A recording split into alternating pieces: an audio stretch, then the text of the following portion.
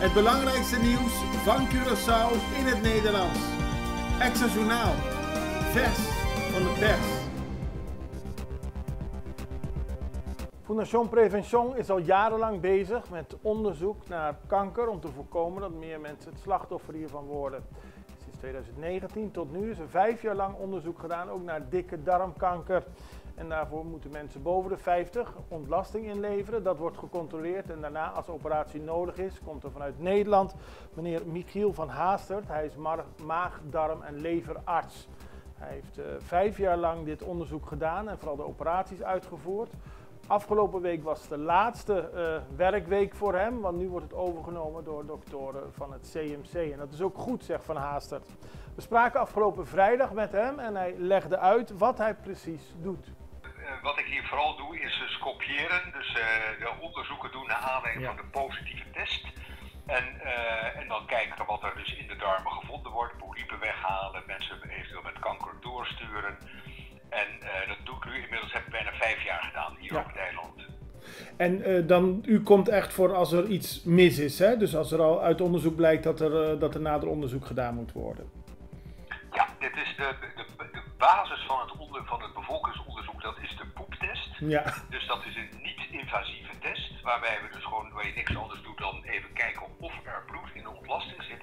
Zit er bloed in, dan volgt een coloscopie. En dat zijn de onderzoeken die ik hier doe. En hoe gaat dat? Dat is een onderzoek waarbij je dus met een kijker via de anus de hele dikke darm gaat bekijken. Dat gebeurt in principe omdat het toch best een vervelend onderzoek is. Mensen zijn zenuwachtig. En dat gebeurt dan onder een roes. Dus niet onder narcose, maar onder een roes met een pijnstiller. En is het nou in wezen anders hier dan in Nederland? Of is de ziekte gewoon overal? Nee, ik heb het 5 jaar geleden opgezet. Precies naar aanleiding van Nederland. Ja. Dus gewoon gekopieerd. En wij in Nederland hebben het weer gekopieerd uit Engeland. Ja. Dus en dat is een bewezen goede vorm van bevolkingsonderzoek. En ik heb altijd gedacht van ja, waarom zouden we darmkanker komt op de Antillen ongeveer net zoveel voor als in Nederland. Dus de samenstelling van de bevolking is ietsje anders, maar omdat hier wat meer jonge mensen zijn en in Nederland wat meer oudere mensen zijn. Maar het voorkomen van de incidentie van darmkanker is ongeveer hetzelfde. Dus vandaar dat we zeggen, dan laten we hetzelfde project hier neerzetten. En met het doel van het project goed is. Dat begrijp ik, want het doel van het project is natuurlijk om te zorgen dat mensen eerder erachter komen, hè, dat ze darmkanker hebben. Nou, er zijn eigenlijk twee primaire doelen. Allereerst het vroegtijdig opsporen van kanker. Maar het belangrijkste doel is wel misschien het verwijderen van polypen. Want in tegenstelling tot bijvoorbeeld het borstkankeronderzoek, waar je echt op zoek gaat naar kanker, gaan wij hier eigenlijk op zoek naar de goedaardige voorloper van darmkanker. En dat zijn polypen. Ja. En die willen we verwijderen.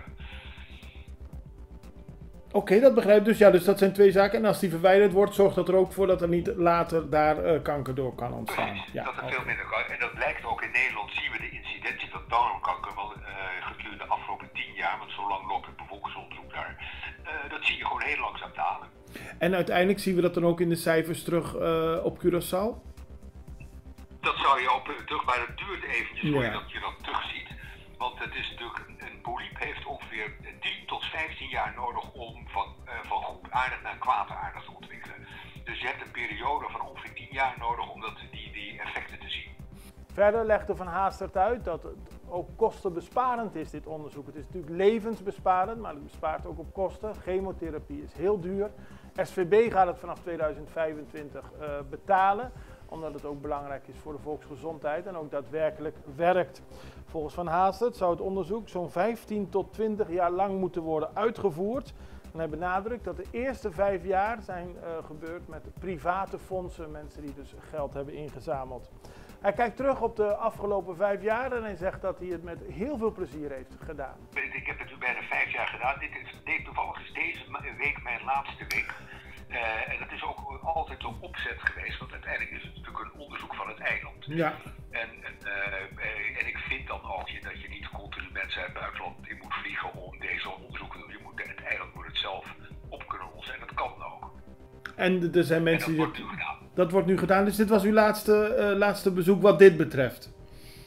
Ja, wat mij betreft is dit het laatste bezoek. Misschien dat ik in het voorjaar nog 1 keertje moet komen, maar dat is meer een organisatorisch punt.